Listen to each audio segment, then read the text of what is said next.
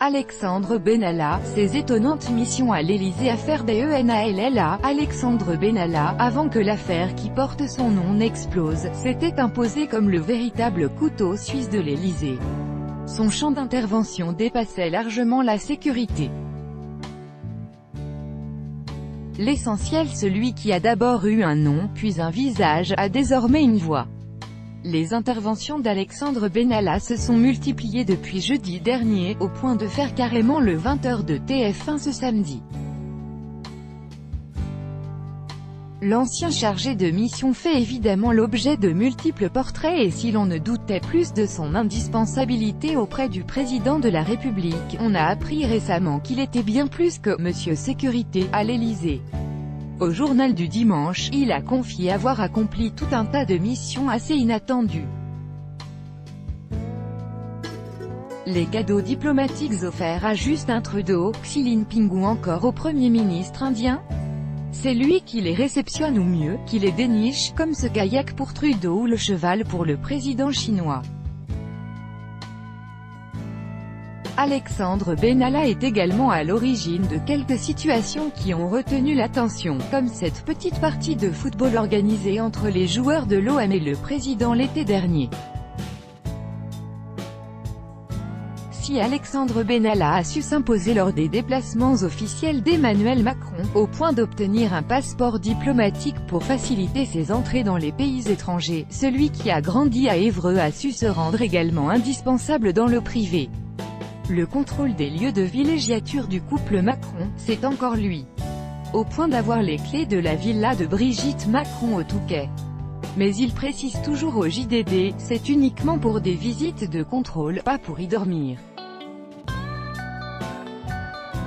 Suivez les toutes dernières informations de l'affaire Benalla dans notre direct. En direct, Lionel Lavergne, chef du GPSR, a été questionné sur le fait que des frictions aient pu avoir lieu entre ces hommes et Alexandre Benalla, lors de déplacements du président.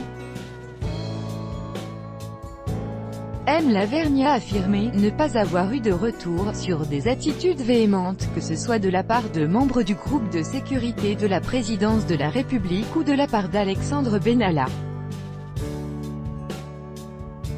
Alors que les relations entre le GSPR et Alexandre Benalla sont floues et posent question, le directeur du groupe de sécurité de la présidence de la République a affirmé devant les sénateurs que l'ancien chargé de mission n'avait aucune autorité directe sur ces hommes.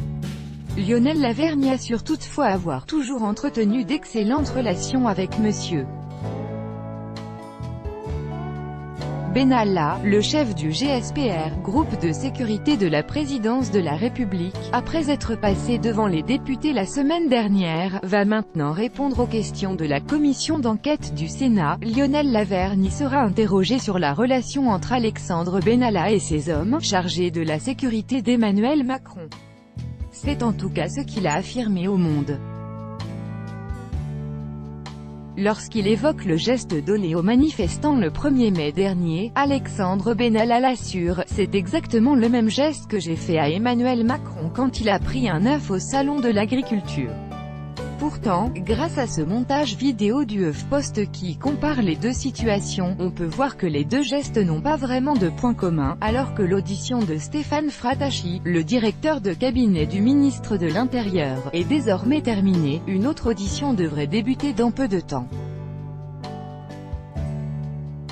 C'est le préfet des Bouches-du-Rhône Olivier de Mazières qui va se soumettre aux questions des sénateurs.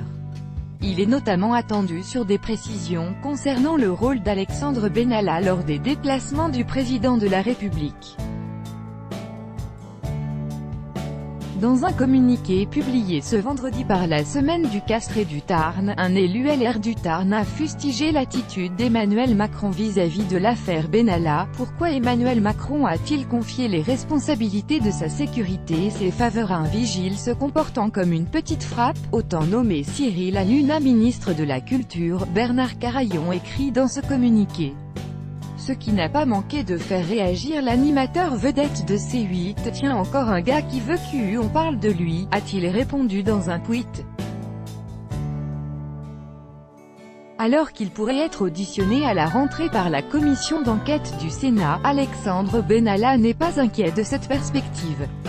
Au contraire, il confie au JDD son envie de s'expliquer. Je dois me reposer, réfléchir.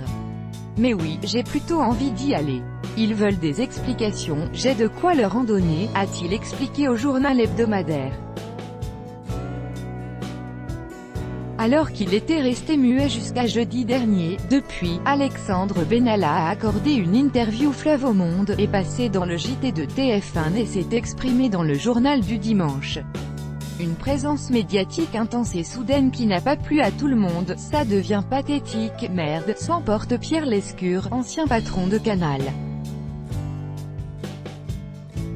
Félicitations au coach de l'Élysée, pour le nouveau Benalla relooké en gendre idéal, a ironisé de son côté Patrice Vercher, député LR, alors que la préfecture de police de Paris avait autorisé Alexandre Benalla le port d'une arme suite à sa demande, le ministère de l'Intérieur avait quant à lui refusé. Le directeur de cabinet de Gérard Collomb s'en est expliqué. Nous en déduisons de nous-mêmes, qu'il y a de vraies améliorations à apporter de ce point de vue-là, avoue-t-il devant la commission d'enquête du Sénat. Dans le JDD, Alexandre Benalla a évoqué sa sanction suite aux incidents du 1er mai, qu'il a trouvée humiliante. On m'a déchargé des déplacements officiels, c'est là que je suis le meilleur. La protection, ça ne s'apprend pas dans l'école, ni dans les salles à Malek avec des préfets, a regretté l'ancien chargé de mission à l'Élysée. Alors que l'information selon laquelle Alexandre Benalla avait détenu les clés de la maison du couple Macron au Touquet était sortie dans la presse, le principal intéressé s'en est expliqué dans le JDD. En réalité, s'il est vrai que ces clés ont été en sa possession, ce fut uniquement pour des visites de contrôle avant que le président et sa famille viennent pour se reposer. C'est pour ça qu'il est arrivé d'avoir les clés, pas pour y dormir, assure-t-il. Le directeur de cabinet du ministre de l'Intérieur a confié, devant la commission d'enquête du Sénat, avoir pris connaissance de la fameuse vidéo de la place de la Contrescarpe. Il soutient s'être assuré que l'employeur de la personne figurant sur cette vidéo disposait de l'information, la prenait en compte, s'entretenait avec Alexandre Benalla, et entendait apporter une réponse à ce comportement. Stéphane Frattacchi assure que sa priorité, ce 2 mai, était le suivi de la manifestation du 1er. Les auditions se poursuivent au Sénat. En ce moment, c'est Stéphane Frattacchi, le directeur de cabinet du ministre de l'Intérieur, qui est auditionné devant la commission d'enquête. Il a tenu à défendre la version de Gérard Collomb, qui avait soutenu n'avoir jamais été au courant de la présence de Benalla le 1er mai en tant qu'observateur. Le ministre n'est jamais informé de l'accueil d'observateurs, qu'il s'agisse de parlementaires, de magistrats, d'enseignants, a-t-il assuré. Dans le portrait consacré à Alexandre Benalla dans le journal du dimanche, on apprend que l'ancien chargé de mission était un véritable « couteau suisse » comme il le dit lui-même. Ainsi, il s'est plusieurs fois vu confier la tâche de réceptionner ou même de dénicher des cadeaux diplomatiques pour les homologues étrangers d'Emmanuel Macron. Pour Xi Jinping, le président chinois, Benalla a dû trouver un cheval. Pour Justin Trudeau, le Premier ministre canadien, ce sera un kayak. Plus original encore, le cadeau fait au Premier ministre indien, un texte hindouiste très rare. Le patron d'En Marche est attendu demain devant la commission d'enquête du Sénat, comme l'a indiqué sur Twitter Philippe Bas, le président de cette commission. L'audition de Christophe Castaner aura lieu à 8 h. Dans une tribune publiée au journal du dimanche, Benoît Hamon s'est exprimé sur les récents événements liés à l'affaire Benalla. Il est revenu sur le « qu'ils viennent me chercher » du président de la République, dénonçant une attitude enfantine.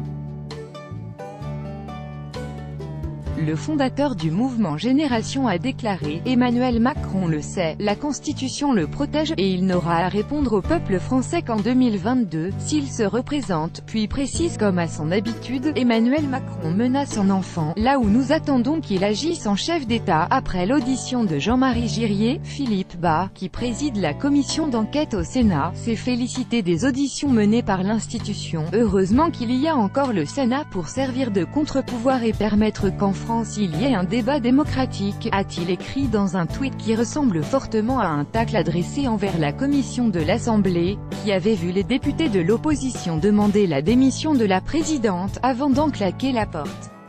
Lors de son interview sur TF1, ce samedi, Alexandre Benalla arborait un visage sans barbe et un costume plutôt classique.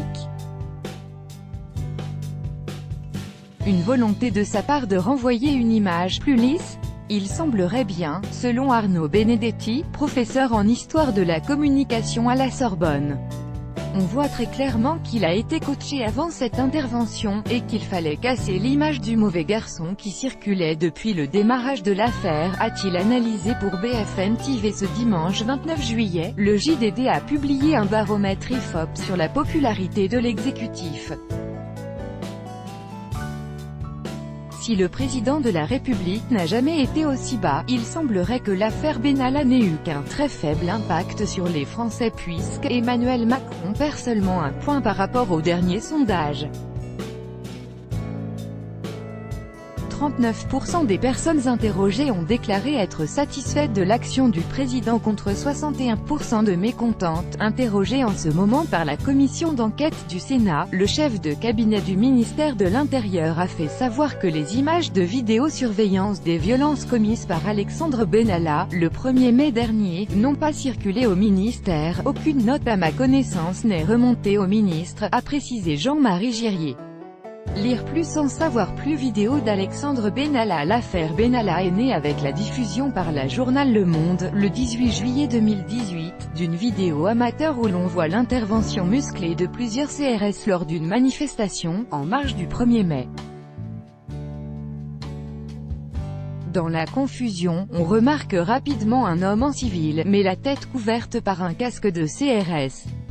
En premier lieu, il tire puis escorte une jeune femme hors de l'agitation, puis il réapparaît un peu plus tard pour cette fois-ci frapper un jeune homme à terre, déjà maîtrisé par les forces de l'ordre. L'auteur des coups, qui se trouve donc être Alexandre Benalla, se rend compte qu'il est filmé et prend ensuite soin d'éviter la caméra. Il était particulièrement agressif. Il avait peur d'être reconnu, et il a vite fui les caméras, indique Taha Bouafs, l'auteur de la vidéo. Une deuxième vidéo a été rendue publique le vendredi 20 juillet 2018, par le Huffington Post. Une vidéo sur laquelle on peut voir Alexandre Benalla s'en prendre à un autre manifestant, cette fois-ci une femme.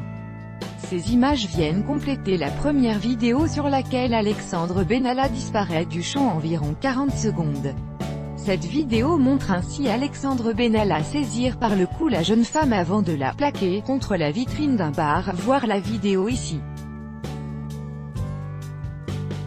Taha Bouafs, @t-babouafs. Vidéo Alexandre Benalla 1er mai 2018. Origine de l'affaire Benalla. La vidéo d'Alexandre Benalla a d'abord été publiée sur Twitter par Taha Bouafs, qui se décrit lui-même comme un « militant des quartiers populaires » et qui est présenté comme proche de la France insoumise. Cette courte séquence remonte au 1er mai dernier, quand des affrontements avaient éclaté entre des jeunes manifestants et les CRS sur la place de la Contrescarpe, dans le 5e arrondissement de Paris. À l'époque, Alexandre Benalla était chargé de mission auprès du chef de cabinet du président de la République, affecté à sa sécurité. Mais ce jour-là, celui qui a également été en charge de la sécurité de François Hollande était en congé. Alexandre Benalla agissait dans le cadre de l'un de ses jours de congé, et ne devait avoir qu'un rôle d'observateur, a assuré dans un premier temps l'Élysée. Mais de nombreuses questions se sont immédiatement posées. Comment Alexandre Benalla a obtenu l'autorisation de participer au dispositif de sécurité du 1er mai? Pourquoi portait-il un casque de CRS et d'un brassard de policier, lui qui n'est pas membre des forces de l'ordre? Avait-il le droit d'utiliser la force contre ces manifestants? Et bien au-delà, de quels avantages et de quel passe-droit bénéficiait Alexandre Benalla qui a été licencié par l'Élysée après 3 jours de scandale? Les sanctions prises dès le lendemain du 1er mai, une mise à pied de 15 jours sans retenue de salaire, étaient-elles suffisantes, conformes au droit et ont-elles été respectées? Plus de 3 mois après les faits, un déferlement de révélations a provoqué l'indignation au sein de l'opposition et d'une partie de la population. Alexandre Benalla a été placé en garde à vue le vendredi 20 juillet 2018 après avoir été entendu dans les locaux de la police judiciaire de Paris.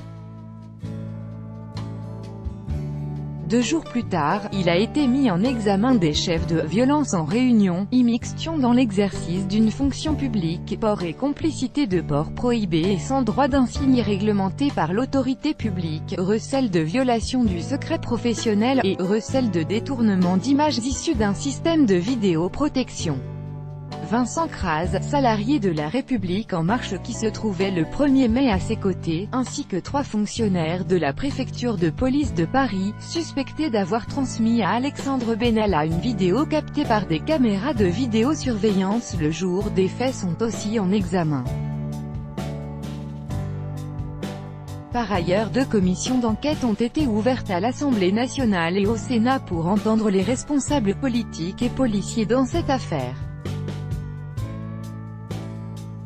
Qui est Alexandre Benalla? Qui est Alexandre Benalla? Alexandre Benalla est né à Évreux en 1991, où il a grandi.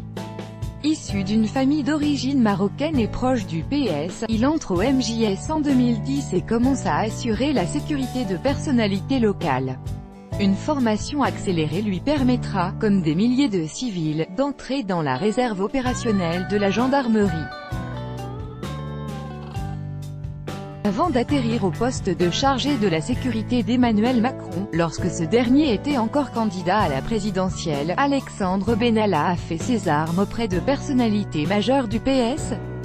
Il avait assuré la sécurité d'acteurs connus, je crois.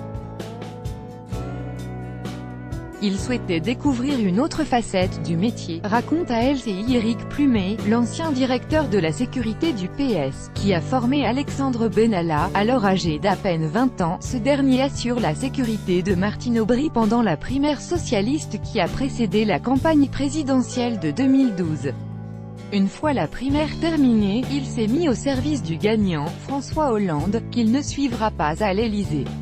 Entre-temps, Alexandre Benalla fut brièvement le chauffeur d'Arnaud Montebourg avant de se voir renvoyé par le représentant du « Made in France » pour « faute professionnelle ». Il avait provoqué un accident de voiture en ma présence et voulait prendre la fuite, a fait savoir M.